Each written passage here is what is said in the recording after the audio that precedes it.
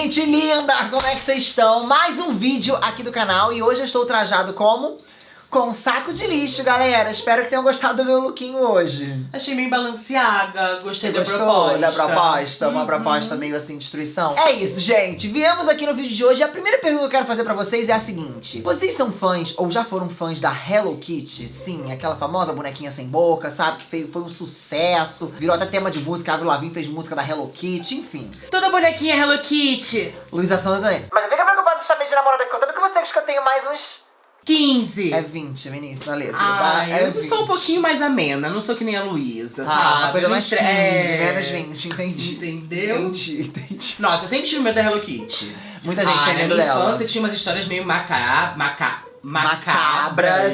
Sim. Entendeu? E eu, quando falo de Hello Kitty, eu lembro da Pucca, que é bem Bem semelhante. É A outra personagem também que tá aí na tela também pra vocês verem. A Pucca e a Hello Kitty eram todas parentes, eu acho. Eu não sei, era essa família estranha. Tô amando os comentários dos inscritos. Inclusive, a gente podia perguntar qual é o desenho da época deles ali, ó, que mais marcou. É verdade, a gente ficou chocado com os comentários de vocês falando a idade de vocês, porque a gente viu idades distintas aí, mas tinha uma galera muito mais velha aí, de mais de 18 Mais anos, 20 e 18, poucos anos, mais 30 20, anos, mais 30. mais 30. Eu fiquei- adorei, gente, adorei saber isso. E agora eu quero que vocês comentem qual era o desenho da época de infância de vocês favorito. Comenta aqui pra eu ver se eu conhecia, eu vou falar. E esse eu vi, esse não. Olha que eu vou stalkear os melhores, então já comenta aqui seu desenho preferido da infância. O meu, sabe qual era? Ah. Ai, o meu era Sailor Moon. Nossa, eu amava. Que elas viravam assim... tsh. Tu não lembra não, né? Entrega a idade, né? Entrega, Sailor né? O gosto Moon, entrega a né? idade. Ai, ninguém merece, é verdade. É um Eu gostava muito de Power Ranger. Power Rangers tem a força. Você não gostava, sabe a música? Bom, vamos Mas continuar aqui, não sabe Você a não música. perguntou qual que eu gostava. Ah, tinham várias versões. É. Entendi. Mas para tudo que você tá fazendo agora e aperta o botão do like também. Lembrando que o like motiva muito a trazer mais vídeo, gente, e faz o YouTube entregar mais vídeo, tá? Então, por favor, para tudo. Se você gosta um pouquinho do que eu faço aqui no YouTube, um pouquinho do meu trabalho, deixa o like que realmente me ajuda muito. Se inscreve aqui no canal também pra gente chegar em 4 milhões e você não perder nenhum vídeo. E me segue nas redes sociais, @Jeanluca no Instagram e o Jeanluca no TikTok, no Twitter, em todo o resto. E vamos pro caso de hoje. Ué? Não tem live? Tem lives na roxinha que eu sempre esqueço e canal de cortes aqui no YouTube também. O Vinícius tá aqui pra mim, eu sempre esqueço. O caso de hoje vai deixar vocês assim, digamos, um pouco traumatizados. E talvez faça vocês terem um certo pé atrás aí com a Hello Kitty. Então estejam avisados aí que a história é meio complexa. O caso de hoje começou em maio de 1999, quando uma garota angustiada chamada Ling Choi-san entrou numa delegacia em Hong Kong e contou pra polícia o seguinte. Ela basicamente disse que estava sendo assombrada pelo espírito de uma mulher que já tinha partido dessa pra uma melhor. Ela disse que a mulher que ela viu estava toda amarrada em volta de fios elétricos e toda em Obviamente, a polícia, ouvindo esse depoimento, né, achou que a menina não tava bem dos pinos, que de repente ela tinha usado um negócio meio ilícito ali, porque não tava muito bom, esse depoimento tava estranho. E também, acho que se eu ouvisse isso, eu ia achar esquisito. Mas é aí que vem o primeiro plot twist dessa história, que tem vários plot twists. Então assim, vocês vão ficar assim, eu vou contar a parte, vão ficar... eu vou contar, vocês vão ficar... É assim que vai acontecer. Basicamente, essa garota que deu esse depoimento disse que isso estava acontecendo porque, na verdade, ela estava envolvida neste assassinato. E que ela sabia onde o corpo estava escondido. Eu acho que por essa aí você não esperava esse plot, porque eu também não esperava. Ela basicamente explicou que o fantasma estava assombrando ela aí por dias, semanas, e que ele só ia parar depois que ela confessasse o que ela tinha feito. Ainda sem acreditar muito nessa história, os policiais falaram, ai, tá bom, vamos lá. Ela falou que tinha um negócio pra mostrar, os policiais falaram, tá bom, a gente vai com você. E eles foram, junto com ela, até um apartamento em Kowloon. Eu vou ler o que é isso, Kowloon. E lá eles descobriram o que ia ser o início de uma história extremamente macabra, como se já não estivesse macabra até aqui. Basicamente, o lugar não se parecia em nada com uma cena de crime. Primeiro que o apartamento tava cheio de objetos e com várias decorações da Hello Kitty. Tinha cortina, toalha, talher, boneca, um monte de coisa com a temática Hello Kitty. E tinha uma Hello Kitty específica que ela se sobressaía ali perto das outras Hello Kitty. Era uma Hello Kitty muito grande, muito maior que as outras bonecas, e ela tinha um corpo de sereia. Então era uma Hello Kitty com uma cauda de sereia. E o principal motivo que essa Hello Kitty era diferente das outras Hello Kitties, né, é porque dentro dela tinha uma cabeça de uma pessoa morta. sim, tinha uma cabeça dentro da Hello Kitty. Eu aposto que estão cheios de perguntas, como isso aconteceu, enfim, toda a história, e eu vou explicar pra vocês como tudo rolou. Primeiro a gente vai falar um pouco sobre o nome dessa vítima, dessa cabeça aí que tava dentro da Hello Kitty. O nome da mulher era Fan Mei Yen. Ela era uma recepcionista de 23 anos de idade, com uma história de vida bem difícil. A jornada de dificuldades dela na vida começou quando ela era bem pequena e ela foi abandonada pelos pais biológicos dela. Ela basicamente cresceu em um orfanato pra meninas, e vamos combinar que crescer em um orfanato não é o melhor ambiente pra você crescer, visto que você não tem o amor da família, enfim, você acaba estando ali um pouco distanciado, e foi assim que a vida dela começou. Infelizmente, a gente sabe que orfanatos não são os lugares mais amorosos e carinhosos do mundo, né? Que não acabam não substituindo uma família. E quando ela fez 16 anos, o orfanato então decidiu que ela já conseguia ali se virar sozinha, entendeu? Que ela era praticamente ali uma adulta, e olharam ali pra ela e falaram: minha filha, beijo, seu tempo aqui no orfanato acabou. Chutaram ela pra vida e falaram: se vira. Sim, gente, eu fico muito chocado com essa história, porque é bizarro acharem que uma pessoa de 16 anos é capaz de simplesmente se virar na vida, sendo que ainda não, né? Tem muitas coisas ainda pra acontecerem com uma pessoa de 16 anos, e ela foi simplesmente chutada do orfanato pra correr atrás da própria vida. Sem nenhum lugar pra ir e sem nenhum contato que pudesse ajudar ela naquele início de vida, obviamente ela acabou parando nas ruas. Ela ficava tentando arranjar algum emprego, algum trabalho, mas ela não conseguia, então ela acabou realmente virando uma moradora de rua ali. Isso tudo pra tentar sobreviver em uma cidade onde ela não tinha contato e de um lugar que ela tinha sido simplesmente chutada. Obviamente, com a vida nas ruas, ela acabou se viciando em drogas.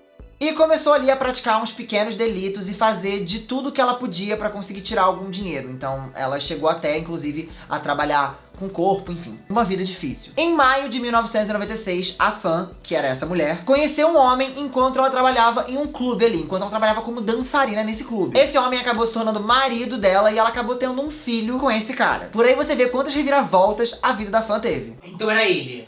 Não, calma, calma, que tem muita história ainda pra acontecer. Eu fico nervoso. Eu percebo que você fica aflito, calma. Sim, gente, eu fico muito chocado com essa história, porque é bizarro acharem que uma pessoa de 16 anos é capaz de simplesmente se virar na vida. Por um tempo ali, ela finalmente conseguiu sentir que ela tinha uma família, né? Ela tinha filho, ela tinha o marido dela ali, só que o marido dela também era viciado em droga.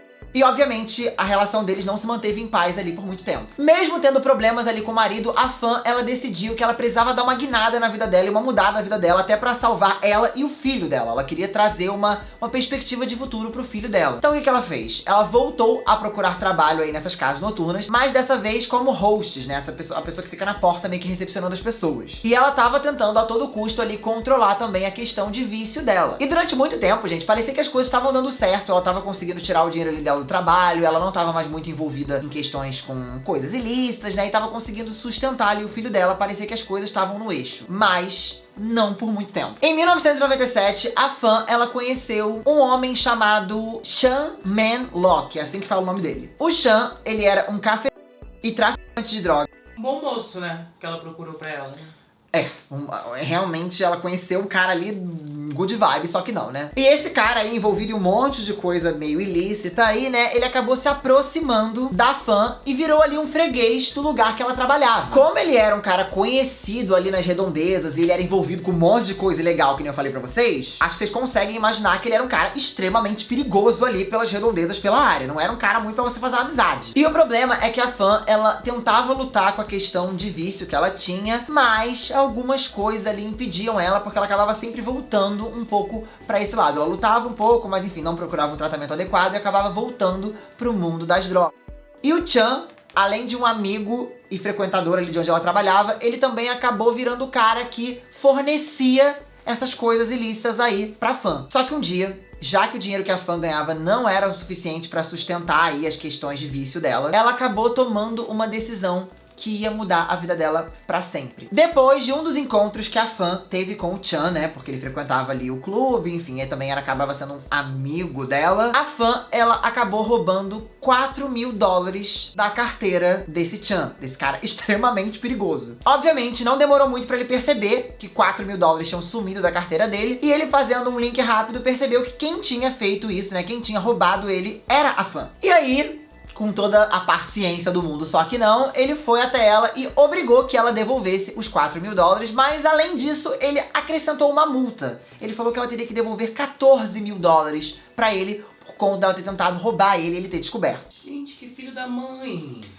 É uma confusão aqui, né? De todas as Não partes. que ela esteja certa, mas porra. Complicado. A Fan, ela conseguiu devolver os $4.000 iniciais que ela tinha roubado, mas ela tava tendo muita dificuldade de conseguir o outro dinheiro que ele tava pedindo pra ela. Só que vocês acham que o Chan ficou de boa? Falou, não, beleza, tranquilo, vou levar de boa, depois ela paga quando der. Não. Ele tava boladíssimo, né? Primeiro porque ela tinha roubado ele, segundo porque ela não tinha pago o resto que ele botou ali de preço. E aí ele pediu pra 2 capangas dele, o Leung Ching Chou e o Leung Wai Lun, sequestrarem a Fan, pediram pra esses 2 caras sequestrarem a Fan e levarem ela até ele. O plano inicial deles era manter a Fan ali como refém e obrigar ela a trabalhar pra eles até que a dívida tivesse quitada. Só que depois que ela tava ali um tempo trabalhando pra eles, enfim, fazendo o que ela precisava fazer pra quitar essa dívida, esses caras que também eram viciados, eles começaram a Fan. Eles começaram a bater nela com socos, pontapés, enfim. E depois de sofrer tanto na mão deles, obviamente eles não estavam conseguindo tirar muito lucro dela e nem muita força de trabalho dela, porque ela tava realmente muito machucada. E foi aí que o plano do Chan começou a mudar. Antes ele queria que ela trabalhasse pra eles, depois os planos começaram a